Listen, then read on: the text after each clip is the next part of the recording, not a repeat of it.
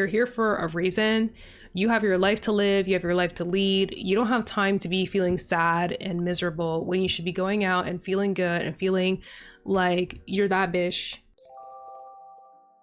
Hey guys, thanks for coming back to my channel if you did. And if you didn't, hello, I'm Aaliyah, and today we're going to talk about living your life on 10% and why you should stop. Firstly, I just want to say that living your life on 10% is just like a metaphor. It's something I came up when I was lying in my bed. You know when people talk about like NPCs? I kind of feel like that's like almost like living on 10% because it's like you're not really there, you're not really present, you're kind of just existing, but it's not like in a good way. Basically, it's just like living in a low vibration. You don't really want to be there. It's not really like... So here are some symptoms that might prove that you're living on a very low vibration. Number one, feeling drained all the time, like feeling like you don't want to do anything, you don't have any motivation, you don't even have a will to live, you know, like things are just, they're just not good. And you don't feel good most of the time. You actually feel pretty bad. And when I say feeling bad, I mean like you're feeling bad physically and mentally. Okay, so physically, if you have things like chronic pain, if you have any type of inflammation, anything, am I in focus? I feel like my background's am I in focus? But then also there's a lot of mental pain associated with this. There's like, depression is a really common one, I think. I just came up with this. Depression is repression. When you're depressed, it's a sign that you're repressing. Is that not what depression literally means? It's like depression, right?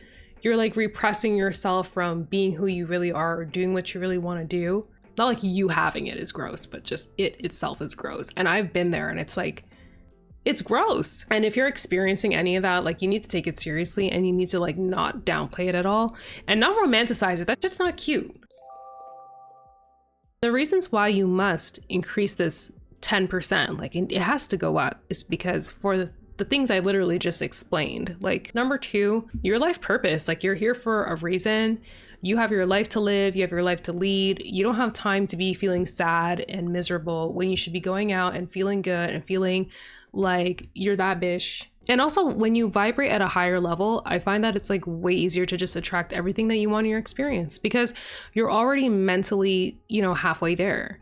When you're feeling very low and in the dumps, oh, no one likes me, like nothing's working, I'm ugly. Why would you expect to get like to manifest like a Ferrari or something? Ferrari is an extra example, I know, but like you're not in a good headspace. You want to be happy, you're in a good place, you want to attract things to you like money, you want to attract wealth, you want to attract love, you want to attract opportunity. How could you have those things not feeling those things for yourself? Where's your love? Where's the happiness? Where's the feeling like you have opportunity? You're not like a victim. I'm about to get to that. It's literal resistance that you're putting up. You're basically saying, yeah, oh, that's nice, yeah, but people think I'm dumb. Only person that's gonna get you out of this is yourself. It's all about mentality and actions.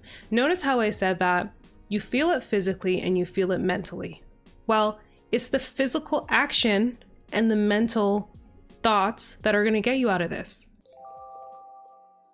Positive self-talk, thinking positively about yourself, thinking good things about yourself. The next time that you start thinking negatively about yourself, like I'm weird, you need to like catch yourself in the act and be like, nope, we're not going to do that. We're not doing that. We're going to think we're smart. We're going to think we're capable. We're going to think we're interesting and unique. We're going to flip the script and really start to think good things about ourselves. Even if you don't think it's true in the moment, just say it. You'll say it so much that that stuff, you're not even gonna be tempted to say it. Like Pavlovian response, like with the conditioning, that's what we're trying to do here. We're trying to condition the mindset. Nice thing is to practice being in a high vibration. And like one of the easiest ways, in my opinion, is to quite literally just meditate, sit still, think of nothing. It's so freeing to do this, you know, you can just have like everything slow down for a second, you know, when you just have those little moments to yourself of just nothing. I said I was going to touch on the victim mentality, so let's do that now.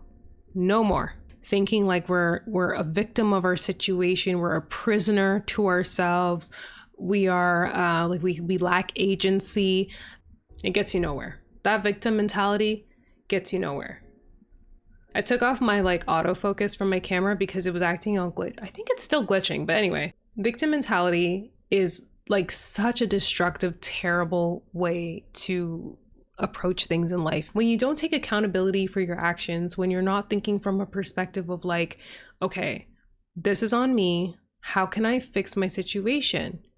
The problem with not taking accountability is you're looking at other people. You're a victim. That means that somebody is a perpetrator.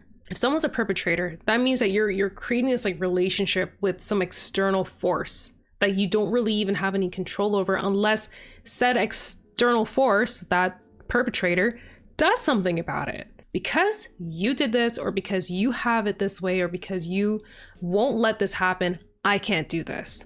We can't have that. There's like this whole concept of we. You have these groups of like people that are blaming, like for example, like blaming older people because they were able to buy like a house in like whatever time for like 3 blueberries. I mean, I get it, but like at the same time, like there's a point where you have to start realizing, okay, like is complaining about those people really gonna do for you? What are you gonna do? Not live your life because Harold or George said, you know, pull yourself up by your bootstraps? It sounds ridiculous. Like when you really sit there, it's like, wow. It's a hill a lot of people are willing to die on. They're willing to just like accept defeat because of Harold and George. And it's like, I don't care about Harold and George and their 3 blueberries. You have to say, what about me? What about Jujubee? And also like comparison, right? Like this victim mentality also comes from comparison because like I said, you're bringing somebody else into this equation or some kind of force that you have no control over. This group has it better than us because we look like this. Back when I was studying in school, there was a point where I got really, really invested in social justice. Like I get very upset. Like I would see how people think and I would get really mad because they would disagree with me. And instead of looking at that and thinking like, okay, well, you know, what can I do about this that's going to be productive and actually going to like, actually, you know, I don't know, maybe like help people. What if I just stop? What if I stop like, you know, consuming this content? The most calm day. You're looking at things from the perspective of like, okay, this is like how you see it and that's how you see it. It's very freeing because you're just taking people's perspectives and you're like, okay, that person has a fair point, but that person also has a fair point. Instead of this very like, you got to pick a side, and this extends to things like politics and stuff. And like, oh no, it's just like, that's just no. Get all wrapped up in that stuff when it really doesn't even have anything to do with you. It has nothing to do with you and you're making it about yourself, but you're using it as a way to funnel and project the fact that you can't do things that you want to do in your life and making it up and saying it's because you identify as, you know, I don't know, a woman. Or especially like on social media, like I'll just be scrolling on like Instagram and like some of those comments, like the comment section, like people are just really upset at people making little videos. You are contributing to unrealistic standards for moms. Like I would see shit like that. Like it'd just be some like mom making like some lunch for her kid. And like people would just be like getting mad at this lady because she like made a little bunny out of rice or something. I don't know. I understand their perspective, but you can even see from the way that these people articulate stuff that like they're just not in the right headspace. Like this is not normal. This is not like respectful criticism. This is just like you're angry and you just want to project at somebody. So please try to stop with this victim mentality, work on it, identify, like catch yourself when you're acting that way because it's not helping you, okay? It's not doing you any favors. I'm just gonna bring up this random person that I used to know in the past. It's like an internet friend. I don't really talk to her anymore. However, I will say this. She was someone who would always actively avoid news. I remember at the time, I used to not like that because I used to think like, you're a minority woman. Like, why would you think like you don't have to like pay attention to like these events, current events and blah, blah. In hindsight, like, what the hell? Like, do you realize how like unhinged that sounds? Like, because you look like that, you have to like care. But like that girl was like a free bird. She didn't have to worry about nothing because she never worried. I think I was envying that. I'm like, I envy that carefree nature because I want to feel like I don't care. Even though I do care, I just don't want to care this much because it's not helping me. That is all like kind of the more mental side.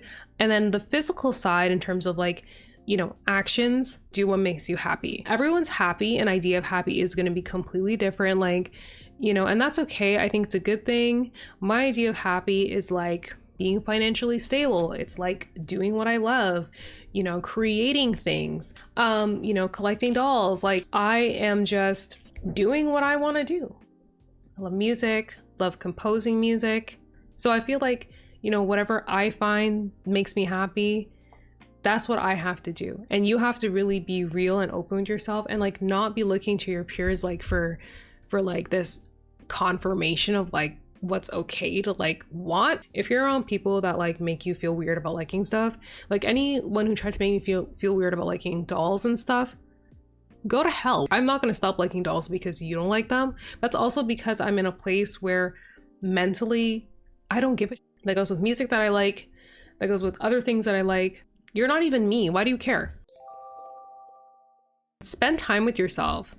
I feel like as an introvert, this sounds pretty easy, right? Okay, like, yeah, I'll spend time with myself. That's pretty easy. Like I'm not so, keen on like spending time around people. You can't avoid yourself. Watching TV, playing video games, eating, sleeping. And there's nothing wrong with those things, but like understand that's like relaxation. I'm saying spend time with yourself, get to know yourself. At the bookstore, I'll see these books where like, it's like, this is an encyclopedia of me, and like you can write down, or it's like 1,000 questions or something, and you can like write down answers about yourself. I love that kind of stuff. Like it's like a guided journal essentially. Pick up a new hobby, pick up a new skill. Try not to get super digital with this stuff. Like try to be a little bit old school and just really take time for yourself. Self-care is a really great one. Really take care of your body and yourself. Even people could be getting mad at self-care trends and stuff. It's like, just leave people alone. They want to like put on a million things on their face. That's their business. One of the most important things that you can do here is actually create. I feel like for me, being a creative is at the core of my being. I really like creating things. And I think everyone is creative in their own right. And when I'm not creating, I feel terrible. We're going that 10% space. And I actually started with art, started doing visual art, and people would ask me questions about art and be like, do I look like I know what I'm even doing? Like, here's the thing, guys. Like, I don't even think I'm like that technically artistically talented. But the thing about me is like, I feel like conceptually, that's what people kind of cared for a little bit more. So it was more the concept, not the execution. But people appreciated that. And I know that there are people who told me like, they started doing art, and that's awesome. Like, that's like, wow, I got people to do art. This is really cool. This is why it's important to create, and it's important to create and share, right?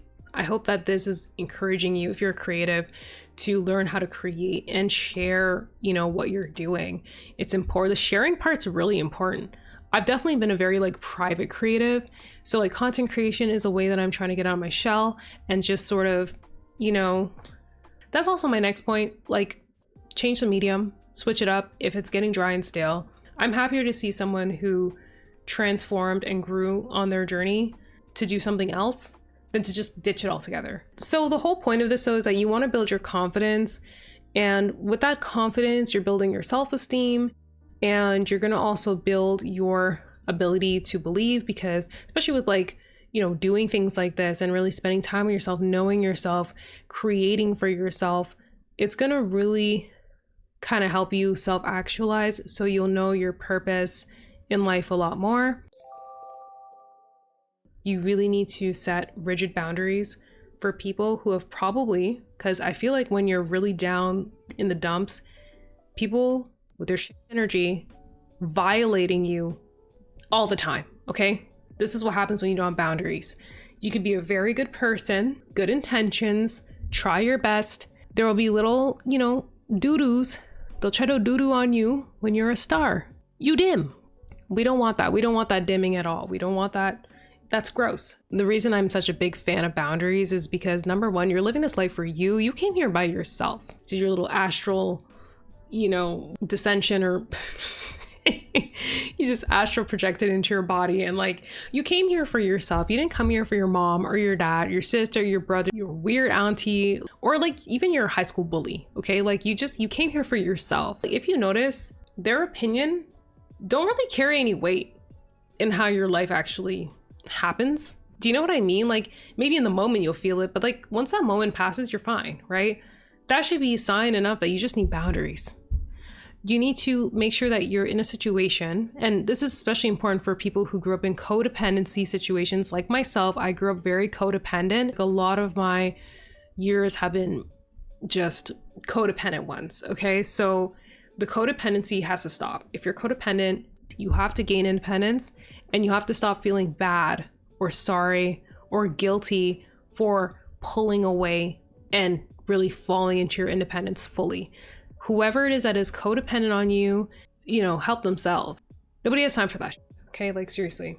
when you're trying to heal yourself and you're really vulnerable, the last thing you need is someone's shitty energy coming towards you and attacking you from the side or from the back, gut punching you, or like doing like a low kick, or like Chun-Li spinning bird. I'm gonna hold my Monster High Doll's little scepter here. You don't need those people violating your boundaries. You don't need those people trying to tell you what to do, trying to tell you how to feel, trying to mind your business and make you feel like you're inferior. You're not inferior. You're better than this. You need to be smarter, and you need to set those boundaries and be rigid and serious about them. Okay.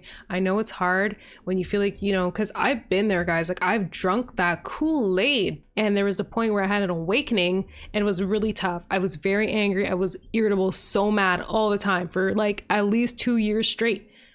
And the funny thing, that was the time when I really discovered like spirituality. This was like a couple years pre-pandemic. I got into tarot, oracle, all of that stuff. I even like tried reading like crystal, you know, like reading the crystal ball and stuff. That was interesting. And that's when I realized how mad I was, because I was mad at really myself. I was letting myself get to this point for so long. And, you know, finally, I know what I have to do, and I know it's going to be hard. And it took me so many years to kind of get there, but it's okay. Like, this is the journey of life. Bottom line is, you need to live for you, do what makes you happy, catch yourself when you're falling back into the bullshit, and things should be better for you overall. I hope this was helpful, and hope you enjoyed my very ghetto TED Talk. Really, no one is gonna do this stuff for you. Like, nobody is gonna do this stuff for you. You gotta do it yourself. You gotta really pull yourself up by your bootstraps and do something. Anyways, guys, I hope that was really helpful and you really got something out of this. Bye.